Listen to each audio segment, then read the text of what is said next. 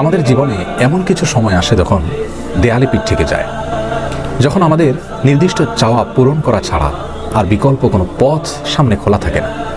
এই ধরনের পরিস্থিতিতে আল্লাহ রাব্বুল আলামিনের কাছে আমাদের মনের একান্ত কামনা বাসনাগুলোকে পূরণ করবার জন্য একটি বিশেষ পথ বাতলেছেন আমাদেরকে প্রিয় নবী সাল্লাল্লাহু আলাইহি ওয়াসাল্লাম, আর সেটি হলো ইসমে আযম। ইসমে আযম মানে হলো মহান নাম। আল্লাহ রাব্বুল আলামিনের এই ইসমে আযম তথা মহান নামের মাধ্যমে কোনো কিছু চাওয়া হলে তিনি সেটা পূরণ করেন। এই নামের মাধ্যমে আল্লাহকে ডাকা হলে তিনি সেটাকে সাড়া দেন। এগুলো আল্লাহ রাব্বুল আলামিনের যে মূল নাম আল্লাহ, সেটি তার অনেকগুলো গুণবাচক নাম আছে। তার মধ্যে থেকে আল্লাহ রাব্বুল আলামিনের যে মূল নাম আল্লাহ, এই নামের মাধ্যমে আল্লাহ রাব্বুল আলামিনকে ডেকে যদি বান্দা কোনো কিছু চান কায় মনোবাক্যে অন্তরের গভীর থেকে, তাহলে সে দোয়া আল্লাহ রাব্বুল আলামিন অবশ্যই কবুল করেন।